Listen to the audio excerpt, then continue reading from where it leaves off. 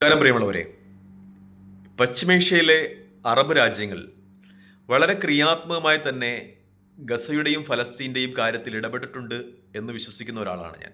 എൻ്റെ വിശകലനങ്ങളും നിഗമനങ്ങളും ഒക്കെ എത്തുന്നത് അങ്ങനെ ഒരു യാഥാർത്ഥ്യത്തിലാണ്. കാരണം ചില യൂട്യൂബർമാരൊക്കെ ചില പ്രത്യേക രാജ്യങ്ങളൊക്കെ ഇങ്ങനെ പേരെടുത്ത് വിമർശിക്കുന്നത് കണ്ടു. അതൊട്ടും യാഥാർത്ഥ്യ ബോധമില്ലാത്തത് കൊണ്ട് ആണ് എന്നാണ് എൻ്റെ ഒരു വിശകലനം. കാരണം ഇറാനൊക്കെ ഈ രംഗത്തേക്ക് വരുന്നത് ഈ അടുത്ത സമയത്താണ്.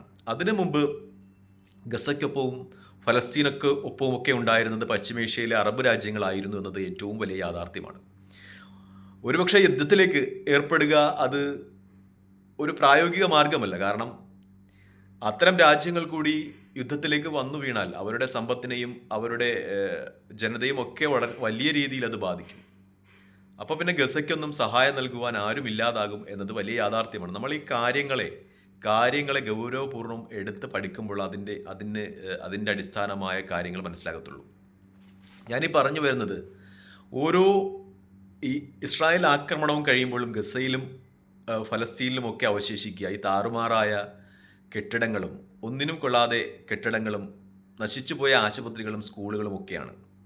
ഇതൊക്കെ ഗസയും ഫലസ്തീനും ഒക്കെ പുനർനിർമ്മിക്കുന്നത് അവരുടെ സമ്പന്നരായ അറബ് സഹോദരങ്ങളുടെ സാമ്പത്തിക സഹായത്താലാണ്. ഇത്തരം രാജ്യങ്ങൾ കൂടി ഇങ്ങനെ യുദ്ധം ചെയ്ത് നശിച്ചു പോയാൽ ഗസയ്ക്കും ഫലസ്തീനും ഒന്നും ആഹാരം പോലും നൽകുവാൻ ആരുമില്ലാത്ത ഒരവസ്ഥ ഉണ്ടാകുമെന്നത് വലിയ യാഥാർത്ഥ്യമാണ്. മറ്റൊന്ന്, ഗസയും അതുപോലെ ഫലസ്തീനും അതുമായി ബന്ധപ്പെട്ട യാഥാർത്ഥ്യങ്ങളും ഒക്കെ പുറത്തു കൊണ്ടുവരുന്നത് ഖത്തറിന്റെ അൽ ജസീറ എന്ന് പറയുന്ന ചാനലാണ്. അല്ലെങ്കിൽ ഇസ്രായേൽ ഫലസ്തീനിൽ നടത്തുന്ന വംശഹത്യയോ ഗസയിൽ നടത്തുന്ന വംശീയഹത്യയോ പർപ്പസ്ഫുള്ളി നടത്തുന്ന വംശീയ ഉന്മൂലീകരണം ഒന്നും ലോകത്തിന്റെ ശ്രദ്ധയിൽപ്പെടുമായിരുന്നില്ല. പാശ്ചാത്യ മാധ്യമങ്ങൾ, പ്രത്യേകിച്ചും ജൂത ലോബിക്ക് മേധാവിത്വമുള്ള സയനിസ്റ്റ് മാധ്യമങ്ങൾ പടച്ചുവിടുന്ന പ്രൊപ്പഗണ്ടകൾ ലോകം വിശ്വസിച്ചേനെ. അതൊക്കെ ഒരു പരിധിവരെ ഫലസ്തീന്റെ യാഥാർത്ഥ്യ മുഖം ലോകത്തേക്ക് കൊണ്ടുവരുന്നത് ഖത്തറിന്റെ അൽ ജസീറ എന്ന് പറയുന്ന ചാനലാണ്. ഇതൊക്കെ തന്നെയാണ് ഞാൻ പറയുന്നത്, ഫലസ്തീൻ വിഷയത്തിൽ വളരെ ക്രിയാത്മകമായ അറബ് രാജ്യങ്ങൾ ഇടപെട്ടിട്ടുണ്ട് എന്ന്. മറ്റൊന്നുകൂടി ഞാൻ പറഞ്ഞു വെക്കാം. കാരണം കഴിഞ്ഞ ദിവസം കുറച്ചു ദിവസങ്ങൾക്ക് ശേഷം ഗസയിൽ ആഹാര പദാർത്ഥങ്ങൾ എത്തുകയാണ്. ആഹാരം അത്യാവശ്യമാണല്ലോ.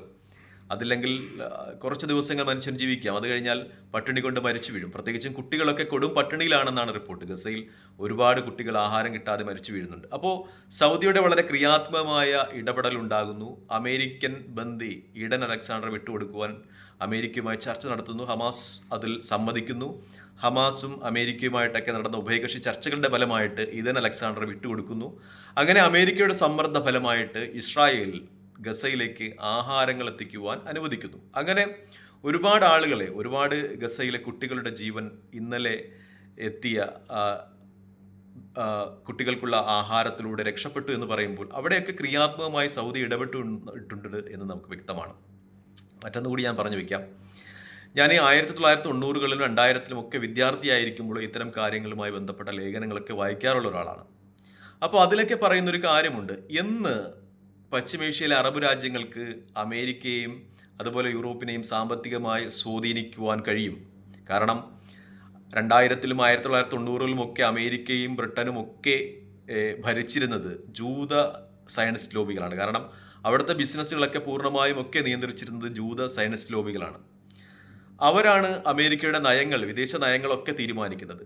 അന്നൊക്കെ 2000ലും 1990ലുമൊക്കെ പ്രമുഖരായ വാരാന്ത പതിപ്പിൽ എഴുതുന്ന ആളുകൾ പറഞ്ഞിരുന്ന ഒരു കാര്യമുണ്ട്, എന്ന് അറബ് രാജ്യങ്ങൾക്ക് അമേരിക്കയെ സാമ്പത്തികമായി സ്വാധീനിക്കാൻ കഴിയും, അന്ന് മാത്രമേ ഫലസ്തീൻ്റെ സ്വാതന്ത്ര്യം യാഥാർത്ഥ്യമാകുന്നു. എൻ്റെ ഒരു നിഗമനത്തിൽ അത് യാഥാർത്ഥ്യമാകുന്ന നിമിഷങ്ങളാണിത്. കാരണം ലോക സമ്പദ് വ്യവസ്ഥയുടെ 35% കൈകാര്യം ചെയ്യാൻ പശ്ചിമേഷ്യയിലെ അറബ് രാജ്യങ്ങൾക്ക് കഴിയുന്നു. അവർക്ക് അമേരിക്കയെയും ബ്രിട്ടനെയും ഒക്കെ സ്വാധീനിക്കുവാൻ കഴിയുന്നു. അമേരിക്കയും ബ്രിട്ടനും ഫ്രാൻസും ഒക്കെ നിലപാടുകൾ മാറ്റമുണ്ടാകുന്നു. കടുത്ത ഇസ്രായേൽ പക്ഷപാതത്തിൽ നിന്ന് അവർ വ്യതിചലിക്കുന്നു. ഗസയ്ക്കൊപ്പം അവരുടെ നിലപാടുകൾ മാറുന്നു എന്നത് വലിയ യാഥാർത്ഥ്യമാണ്. കാരണം ഇന്നലെ അമേരിക്കൻ പ്രസിഡന്റ് ഡൊണാൾഡ് ട്രംപിന്റെ പ്രസ്താവന ഉണ്ടായിരിക്കുന്നു, ഇനിയും ഗസയിൽ മനുഷ്യത്വരഹിതമായ പ്രവർത്തനങ്ങൾ ഇസ്രായേൽ തുടർന്നാൽ ഇസ്രായേലിന് കൊടുക്കുന്ന സൈനിക സഹായം അമേരിക്ക പിൻവലിക്കും എന്ന രീതിയിൽ ഡൊണാൾഡ് ട്രംപിന്റെ പ്രസ്താവന ഉണ്ടാകുന്നു. മാത്രമല്ല ഫ്രാൻസും സ്പെയിനും ബ്രിട്ടനുമൊക്കെ ഇസ്രായേലിന് മേൽ ഉപരോധം ഏർപ്പെടുത്തുവാനുള്ള നടപടികളുമായിട്ട് മുന്നോട്ട് പോകുന്നു എന്നത് വലിയ യാഥാർത്ഥ്യമാണ്.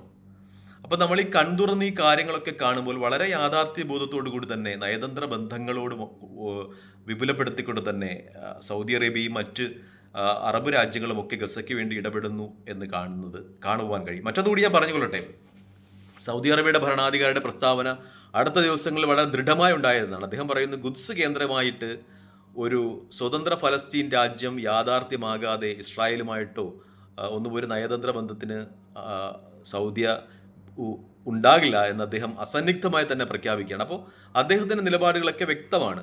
ഫലസ്തീനോടൊപ്പം അവരുടെ രാഷ്ട്രത്തോടൊപ്പം തന്നെ പശ്ചിമേഷ്യയിലെ അറബ് രാജ്യങ്ങൾ നിൽക്കുന്നു എന്നത് വലിയ യാഥാർത്ഥ്യമാണ്. പക്ഷേ യുദ്ധത്തിലൊക്കെ ഏർപ്പെടുക അത് പ്രായോഗിക നടപടികളല്ല. കാരണം യുദ്ധം എന്നൊക്കെ പറയുന്നത് അത് മിക്കപ്പോഴും വളരെ വലിയ ദുരിതം വലിച്ചു വരിക്കുന്ന സംഗതികളാണ്. മാത്രമല്ല അത്തരം രാജ്യങ്ങൾ കൂടി യുദ്ധത്തിലേക്ക് വന്നു പതിച്ചാൽ മിക്കപ്പോഴും ഗസയ്ക്കും ഫലസ്തീനും ഒക്കെ സാമ്പത്തിക സഹായങ്ങളും അവർക്ക് ആഹാരവും ഒന്നും എത്തിക്കുവാൻ ആരും ഇല്ലാതാകും എന്നത് തന്നെ ഏറ്റവും വലിയ യാഥാർത്ഥ്യമാണ്. മറ്റൊന്നുകൂടി പറഞ്ഞുകൊള്ളട്ടെ, ഇറാനൊക്കെ ഈ രംഗത്തേക്ക് കടന്നു വന്നത് വളരെ റീസെൻ്റ് ആയിട്ടുള്ള സമയത്താണ്. വളരെ പ്രായോഗിക തലങ്ങളിൽ നിന്നുകൊണ്ട് തന്നെ ഗസയ്ക്കും ഫലസ്തീനും വേണ്ടി ശബ്ദമുയർത്തിയത് അറബികളാണ് എന്നതിൽ യാതൊരു സംശയവുമില്ല. ചില യൂട്യൂബർമാരൊക്കെ വിമർശനങ്ങൾ ഉന്നയിക്കുന്നത് സംഗതികൾ പഠിക്കാതെയും വിശകലനം ചെയ്യാതെയുമാണ് എന്നാണ് ഏറ്റവും വലിയ യാഥാർത്ഥ്യം. തൽക്കാലം ഈ വീഡിയോയുമായി വിടവാങ്ങണം. മറ്റൊരു വീഡിയോയുമായി കാണുന്നവരെ നന്ദി, നമസ്കാരം, ജയ് ഹിന്ദ്.